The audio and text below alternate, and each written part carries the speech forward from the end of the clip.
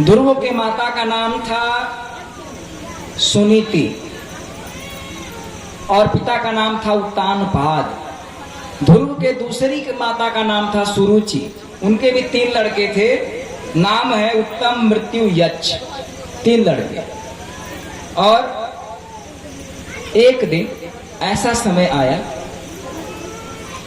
समय आया कि थोड़ा सा बालक ध्रुव बड़ा हुआ।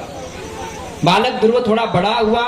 अब बड़ा होने के बाद जब वो सिंहासन पे चढ़ना चाह रहा था, बैठना चाह रहा था, तो उसकी सुरुचि ऐसे, तुम अभी उसके योग्य नहीं हो बेटा, अभी तुम युवराज नहीं हो, जाओ किसी अच्छी माँ के गर्भ से जन्म लो, मेरे गर्भ से जन्म लो और राजा का पहला पुत्र बनो और राजा का प्रिय, तुम्हारी माँ उनका प्रिय पत्नी हो, तब तुम इस सिंहासन पर बैठोगे।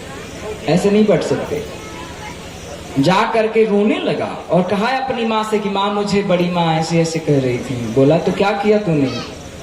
तो ध्रुव ने कहा कि मैंने कह दिया कि आज से तुम्हारे सिंहासन पे नहीं बैठूंगा, मैं ऐसा सिंहासन ढूंढूंगा जो किसी के पास नहीं है।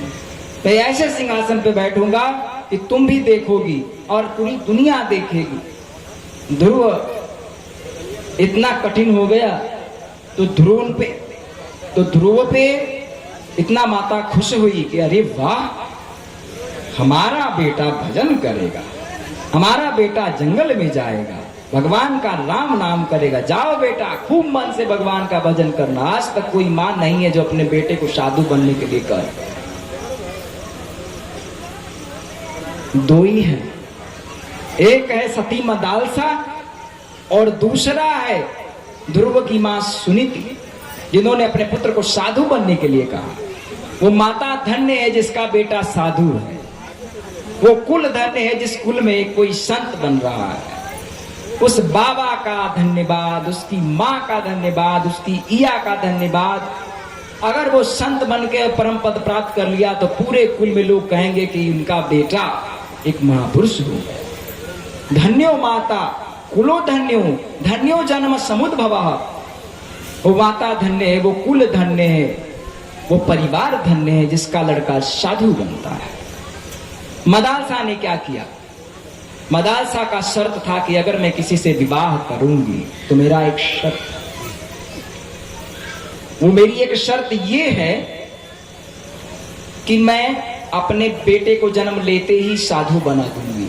है मंजूर? भाग चला राजा, शादी नहीं किया। बोला अरे बाप रे, इतना बड़ा ये शर्त हम कहां स्वीकार कर पाएंगे?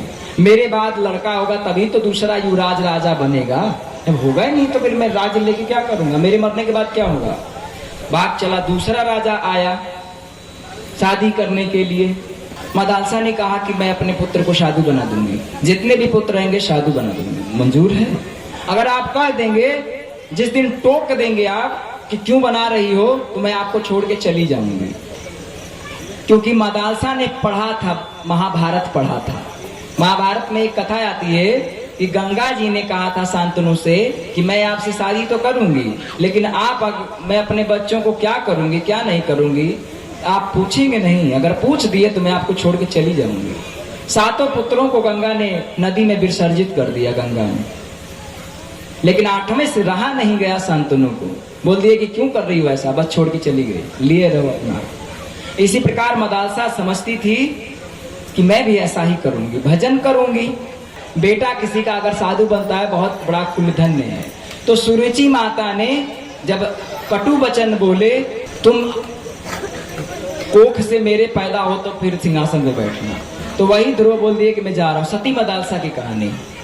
तो बोले कि हम शादी तभी करूंगी जब आप ये इजाजत देंगे कि मैं अपने लड़के को पैदा होते ही उसको साधु बना दूंगी। कहा एक राजा आ ही गया, कहा कि ठीक है बना लेना। शादी कर लिया, शादी हो गया, लड़के जन्म दिए। एक पैदा हुआ, एक जब पैदा हुआ तो धीरे धीरे बड़ा हुआ और रोज शिक्षा देती थी। गर्भ में जब आ गए थे तो रामायण पढ़ती थी, गीता पढ़ती थी, महाभारत पढ़ती। तो एक पैदा हुआ तो उसको शुरू से शिक्षा देती हुई बढ़ाई, पढ़ाई लिखाई। जब बड़ा हुआ तो क्या बोल रही है? बेटा तुम हो सिद्धोसी, निरंजनोसी संसार माया परवर्जितोषी बुद्धोसी तुम बुद्धिमान हो, तुम्हारे अंदर भगवान की शक्ति है बेटा, तुम बुद्धिमान हो। सिद्धोसी तुम सिद्ध हो, तुम उन प्रभु के बनाए हुए हो, वो भगवान सिद्ध है, तुम्हारा नश्वर शरीर नहीं है, तुम्हारे इस जीवात्मा तुम्हारी आत्मा सदा चल रहने वाली स्थित रहती है। बुद्धोसी तुम बुद्धिमान हो, संसार माया परवर्जितोषी संसार में माया है, परिवर्तन होता रहता है। आज हमारे पास माया है, कल कब बदल के चली जाए हम गारंटी नहीं दे सकते। कब हमें छोड़ के हमारी पत्नी चली जाए उनके ऊपर है, हम नहीं बता सकते। यही माया है, ये हमेशा परिवर्तन होता रहेगा इस संसार में। संसार माया परवर्जितोषी, तो क्या करना चाहिए? निरंजनोसी, निरंजन हो जाओ, कुछ मत सोचो। मैं तुम्हारी माँ, तुम हमारे बेटे, कुछ मत सोचो बेटा, तुम भगवान का भजन करो। जब ऐसा ज्ञान दिया तो फिर कोई कहाँ रुक सकता है घर में?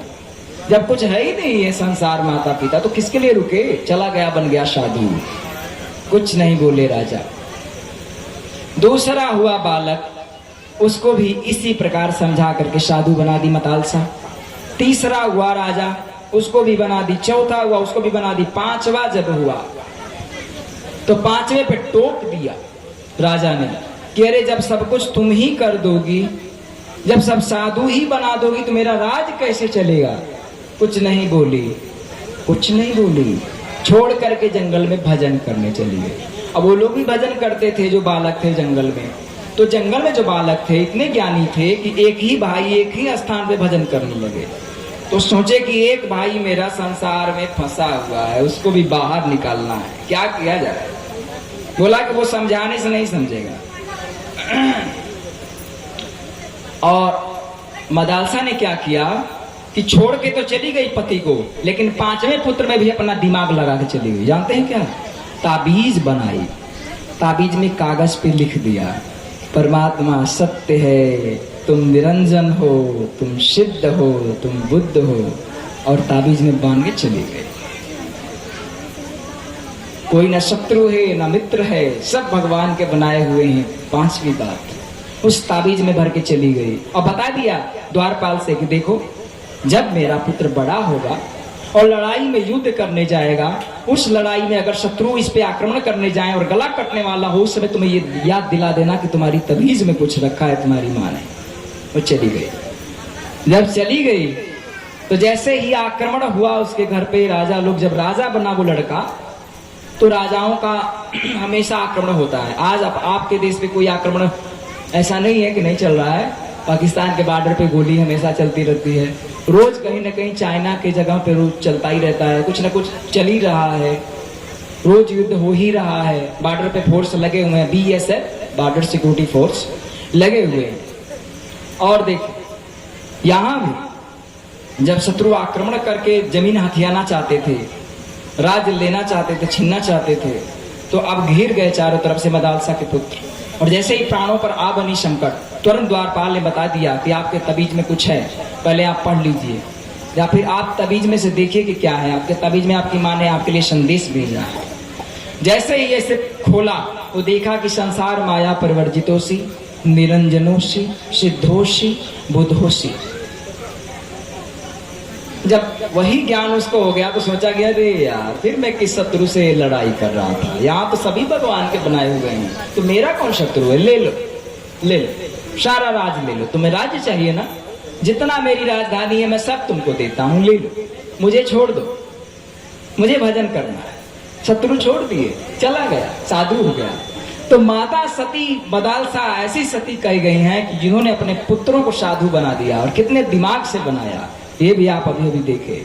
तो सुनीति ने भी यही किया। ध्रुव प्रहलाद जंगल में गए, भजन करने लगे, भगवान को प्राप्त कर लिए, और वो पद प्राप्त किए ध्रुव, जो इधर कहीं ध्रुव तारा दिखाई देता है, आप लोग आकाश में देखेंगे, पूरी दुनिया देख रही है। यही बात सुनीति ने कहा था, यही बात प्रहलाद ने कहा था कि मैं ऐसा पद प्राप्त करूंगा जिस पद को पूरी दुनिया देखेगी। आज भी ध्रुव तारा सबसे ऊपर तारा है, सबसे ऊपर तारा है, जिसे आप लोग सतावा सतावा कहते हैं। 7 का सेट, 3 का सेट, 4 का सेट, 1 का सेट, सिंगल तारा, एक सुगौआ जिसे आप लोग बोलते हैं, वो सुखदेव मुनि है। इसकी कथा हो रही है, आप लोग अभी नहीं मालूम होगा, लेकिन मैं बता देता हूँ। ये सिंगल तारा है जो हमेशा उजाला रहता है। जब वो उग जाए तो समझो 4 भोर एकदम बढ़िया सवेरा है, ब्रह्मा बेला है, तभी वो उगता है और आ जाता है इस साइड में, तो समझ जाओ कि 4 बज गया। पहले कहाँ घड़ी घड़ी थी, पहले आकाश में लोग अभी भी सूर्य को देख लेती हैं माताएं बहनें, हमारी बुजुर्ग बुढ़ियां, इनके पास कोई घड़ी नहीं है, नहीं है, हैंड वॉच नहीं है, तो दीवार घड़ी नहीं है, तो देखती हैं कि यहाँ तक सूरज आ गया है तो मतलब 3 बज गया है, यहाँ तक आ गया मतलब 4 बज गया है। और आप भूल जाओगे, आपको बार बार समय देखना पड़ेगा, लेकिन वो एक एक पल जानती हैं बुढ़िया। वृद्ध लोग एक एक चीज जानते हैं, ये भी बता देंगे कि बरखा होगी कि नहीं होगी, आप लोग मोबाइल में देख के बताएंगे, पर वो तारों की गिनती कर लेंगे कि कौन सा तारा कैसे कैसे चल रहा है। अभी अभी कुछ दिनों पहले ट्रेन जैसा डिब्बा चल रहा था आकाश में, लगातार आकाश में तारे गए, हम भी देखे। ये ध्रुव तारा आज भी दिखाई देता है। ध्रुव ने अपना पद प्राप्त कर लिया।